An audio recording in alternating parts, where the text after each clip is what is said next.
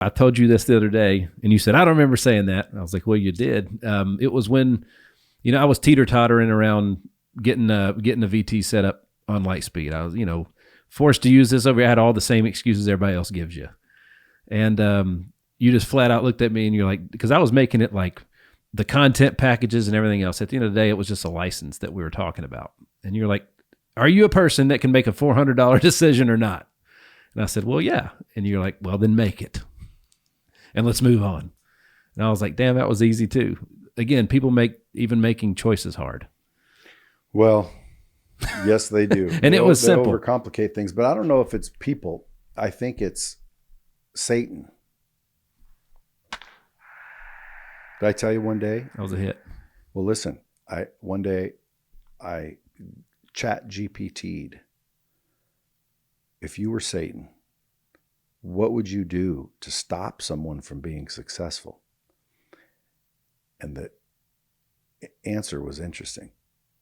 Number one, he said, I would fill their mind with doubt and fear. That happens to us all.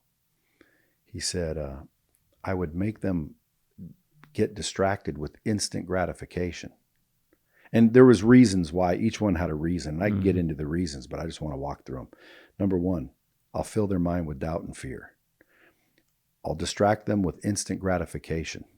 I'll surround them with negative influence. I'll give them a victim mentality. I'll make them seek comfort. Instead of discomfort, right? I'll erode their, or no, I forget the word, but I'll make them focus on endless planning. That's what you're talking about right there. Number 7, I'll erode their confidence. Number 8, I will have them focus on external rewards, not internal. He doesn't want you looking inwards because that's where the answers are. Everybody's looking externally. That's right. When it's internally, you need to look. Point back. I will give him terrible habits, promote addiction, promote obsession, stuff like that. And then I'll remove a sense of urgency. So those 10 things is how the devil, how Satan would keep you from being successful. So again, me being a logical fellow, all you need to do is reverse those. If you want to be successful, don't allow those things. Don't allow what? Quit thinking you have all the time in the world. Increase your intensity. Like patience, do not have patience. Have the opposite of patience. Have urgency. He'd remove the sense of urgency. Well, you need to establish a sense of urgency. Okay. He would give you poor habits. You need to adopt great habits. He would make you focus externally, focus internally. He would erode your confidence, build your confidence. He would make you plan forever. You don't need to plan. The universe does not reward potential. It rewards action. Okay. He would keep you comfortable. Get uncomfortable. Okay. He would give you a victim mentality. Take some accountability and personal responsibility. He would surround you with negative influence. Get rid of all the negativity. He would distract you with instant gratification. Things take time, brother. Things take time. Get rid of that instant gratification mindset of yours. And then he would fill your mind with doubt and fear. Dude, fill your mind with certainty. That's it. So that's how you become successful. How is the question? How do I get rid of the fear and the doubt? Again, to me, dude, by taking action. They're all intertwined. Yeah. The only reason you're fearful is because you don't know. Like if I tell you to go into a dark room, the reason you're apprehensive is because you don't know what's in the room. Right. What if there's a monster in there? What if I can get hurt? What if there's blades everywhere? Well, if I flip the light on and it's just an empty room, you walk in and you're like, this ain't scary. The only reason you were scared is because you didn't know what was in the room. So how do you get rid of fear? You replace it with knowledge. You replace it, man. It's not rocket science. And that's why you always hear me say it's easy. And you're like, well, people don't think it's easy. That's because they don't have the knowledge. They're fearful. They're doubtful. The real training program, dude, we talk to hundreds of people a week offering the program. Mm-hmm. And the majority says no. Why? I'm telling them, this is your way out. They want a way out. They've got the money, but they're fearful. They're doubtful. Mm-hmm. Can't help it, dude. You got to overcome that. Yeah. It's I believe it's Satan that's doing it. Mm-hmm. It's the good versus evil. And like I said, maybe I'm blessed, not maybe, I know I'm blessed, but like people always ask, Brad, what's your trick? How do you be so confident? Dude, I do the work, man. I pay attention. I do the opposite of those 10 things. Yeah.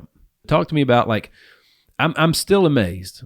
Pretty much every billions of people have a Facebook, an Instagram, and all these things.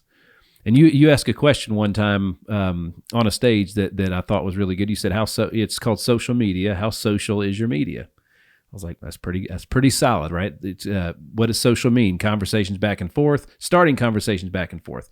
At the end of the day, the more people that know you, the more popular you are. That's what your reputation comes from.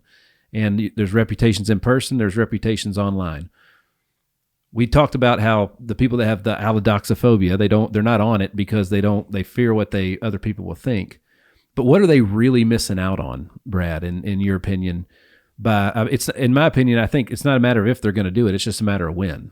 And the longer they wait, the harder it's going to be to get out of the trenches, in my opinion, right? Well, not only that, but dude, social media is not going to be free forever. So the window's closing, dude. Pretty soon it will cost you to do what we're doing for free. You have a TV station in your pocket. Yes. And you have no channel. You have no show. How does that make any sense? Mm-hmm. Back before there was iPhones and social media, what'd you have to do? It was a radio, TV, movies, concert. And you'd give anything to get on one of those devices. You'd have to go sleep with somebody. Yep. Or go to a Diddy party or some shit.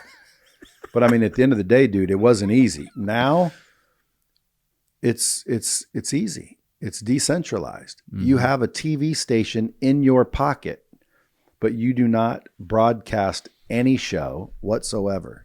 Well, dude, that's just you being stupid or with allodoxophobia. Mm-hmm. Or you don't do it long enough. I'm telling you, I've had people come to me, I'm willing to do anything. And they had money.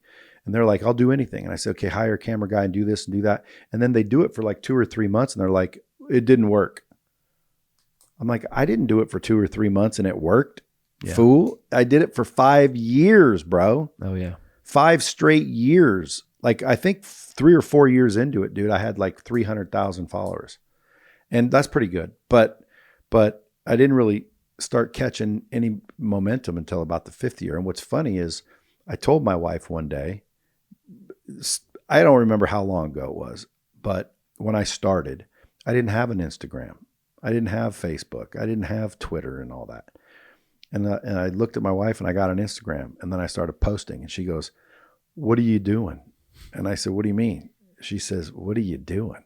I said, I got to start building a brand. And she said, oh my God, that's stupid.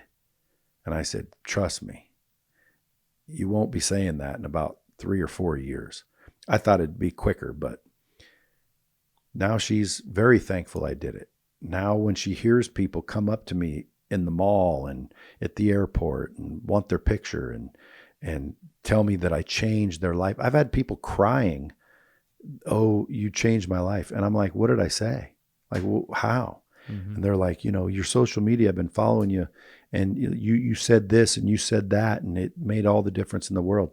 And I look at her and I'm like, stupid. And it brings money. It brings impact.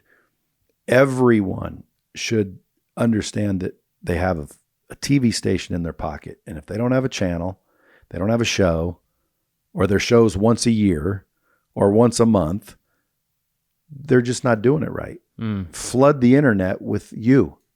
That's all you do. Mm-hmm. Now, a lot of people think, well, dude, no one's going to want to hear me. Dude, that's a mindset issue. That's a self-worth issue. I'd say stop doing what you're doing then and go do it. Or better yet, turn the camera on you fixing your problem. Like don't be afraid to say, listen, I am so insecure. I'm going to figure out how to get more secure, and I'm going to let you come along with me. Mm-hmm. And then there would be so many people watching you fix yourself because they're broken too. Yeah. And they're unwilling to admit it. So they'll watch you do it, and you will help a lot of people and more than likely get really popular doing it, because there's not a lot of people out there that will show the dirt. That's right. The one of and by the way, watching that growth is huge, man. And just so I don't forget, you said, how do I know the trends? Or at least that's where you were headed, because I agree. I'm a little bit intuitive. And, you know, I watch kids because I have kids. And my kids always want to go live. So like when you started this, you were live. That's where it's going. Yep. If I were you, I would install cameras. Now, again, an empty room 24 hours a day, no one's going to watch. But like, if somebody installed cameras in their office and just you watched what was going on in that office, that would get popular. Absolutely. So in 2025, I'm going to start going live a lot. I think there's some content creators out there that have access to people's drives, and they have access to video footage that nobody else has access to. And I've been waiting on one of those content creators to start speaking to that, because that's exactly what you're talking about. They got eyes that in places nobody else can see, and it's cool. It's but literally behind the scenes, and they got knowledge and stuff about people that never happened. So I think you're right, spot on with that.